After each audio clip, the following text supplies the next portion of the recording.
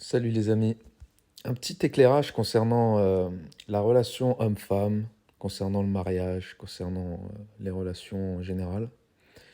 Je remarque quand même, et nous pouvons tous remarquer, que les gens se marient de moins en moins, qu'il y a une explosion du célibat, une explosion d'hommes bien, de femmes bien qui restent seuls, qui en tout cas préfèrent rester seuls. Euh, une hypersexualisation de la société, mais avec en parallèle une diminution totale des relations entre hommes et femmes. Alors c'est assez paradoxal. Euh, une perte d'illusion concernant les femmes vis-à-vis des hommes et des hommes vis-à-vis des femmes. Une perte d'espérance également. Euh, un certain mépris de ce que représente le mariage et l'engagement. Euh, une espèce de course au crush, comme dirait-on sur les réseaux sociaux, à la flamme, à l'homme parfait, au prince charmant qui tombera du ciel, venu sur son cheval blanc, toutes ces rêveries dans lesquelles ont été bercées les femmes durant des siècles, durant des années, des décennies, à vivre en dormant avec des petites histoires de la Belle au bois dormant, où toutes les histoires finissaient par le fait que le prince charmant venait les chercher sur son beau cheval blanc et qui finirent heureux et eurent plein d'enfants. Hein, cette douce rêverie dans laquelle on nous a pas raconté d'ailleurs la suite. Hein. On nous a pas dit que le prince charmant mettait les pieds sur la table, qu'il pouvait être parfois odieux, etc. Qu'il laissait traîner ses chaussettes dans la chambre, etc. Bien évidemment, on nous a bien berné par rapport à ça et les femmes sont très déçues du coup. Ça peut se comprendre. Hein. Il est malheureux de perdre ses illusions. Hein. C'est la perte des illusions qui peut générer beaucoup de malheur dans l'esprit des gens. Eh bien, c'est également la même chose pour les hommes, hein, bien évidemment. Ils sont pétris d'illusions. Nous voyons de plus en plus dans les rapports hommes-femmes une espèce d'iniquité. C'est à celui qui sera le plus fier, à celui qui se laissera le moins séduire finalement, à celui qui sera le plus malin. Hein, on parle de ghosting aujourd'hui. Hein, c'est à celui qui ignorera le mieux, hein, celui qui sera le moins sincère finalement et le plus manipulateur.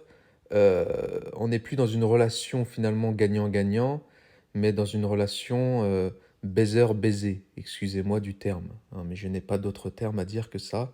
Nous sommes aujourd'hui dans des relations baiser-baiser. Hein, donc bien évidemment, personne n'aime être baisé, donc vaut mieux baiser l'autre, hein, comme dirait l'autre.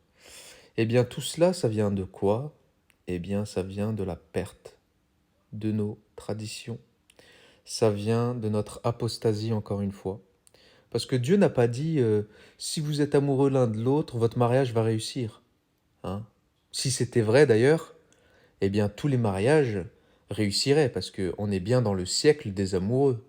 Et peu de gens peuvent se targuer aujourd'hui de s'être mariés sans avoir été amoureux de leur mari ou de leur femme. Et pourtant, nous n'avons jamais eu autant de divorces, autant de destruction familiale. Mais le Seigneur a plutôt dit, si vous accomplissez le but pour lequel j'ai institué le mariage, c'est-à-dire de perpétuer l'espèce en éduquant chrétiennement vos enfants, alors seulement là, votre mariage va réussir. Eh oui, eh oui, c'est pas pareil. Le premier commandement, c'est d'aimer Dieu d'abord, et ensuite son prochain. Les amoureux qui sont pétris de l'idéologie pervers et satanique du romantisme. Oh, j'ai papillon dans le ventre. Oh, je l'aime. Oh là là, je l'aime, je l'aime, je l'aime. Il est beau, il est ceci, il est cela, elle est belle, elle est ceci, elle est cela. Voilà, vous tombez amoureux, en fait, vous aimez le sentiment que vous procure votre partenaire. Et lorsque ce sentiment disparaît, votre couple disparaît également.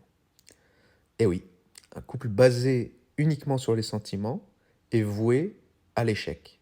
Car les sentiments étant fluctuants, bah le jour où il n'y a plus de sentiments, eh bien, il n'y a plus de couple.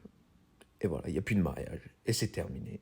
Et puis c'est la course aux sentiments, comme des cocaïnomanes à la recherche de leur dose sentimentale afin de pouvoir ressentir, hein, ressentir la même chose, vous voyez? Ce sentiment qui, comme, comme un effet de dopamine, d'endorphine, qui vous permet de vous sentir vivant, vivante, et puis vous êtes esclave de ça, bien évidemment.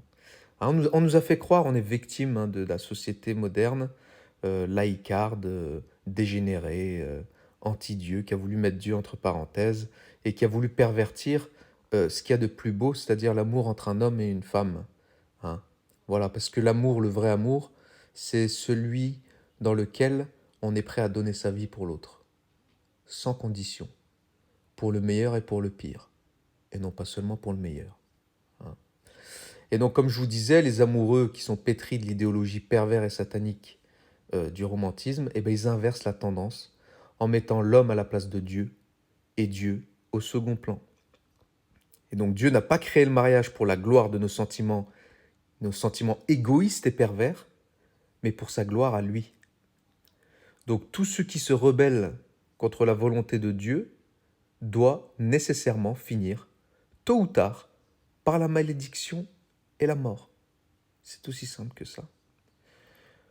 Continuons donc à mettre Dieu entre parenthèses. Hein. Il y a des millions d'exemples. Le mariage en est un parmi d'autres, hein, des institutions autrefois sacrées qui sont aujourd'hui ont été prises d'assaut par les laïcards dégénérés franc-maçonniques, hein, nourris de leur protestantisme à la base également, eh bien, ont travesti nos institutions, sont en train de les détruire petit à petit, car nous avons oublié, en fait, quelle était l'origine de nos institutions. Le mariage, la santé, l'éducation, etc., etc. Donc le premier but du mariage, c'est la sanctification mutuelle des époux, puis bien sûr l'éducation chrétienne des enfants. C'est tout. Et lorsque nous orientons nos désirs, nos besoins, nos vies pour la gloire de Dieu, nous recevons une pluie de grâce. Et Dieu nous la donne, cette gloire. À bientôt pour la suite.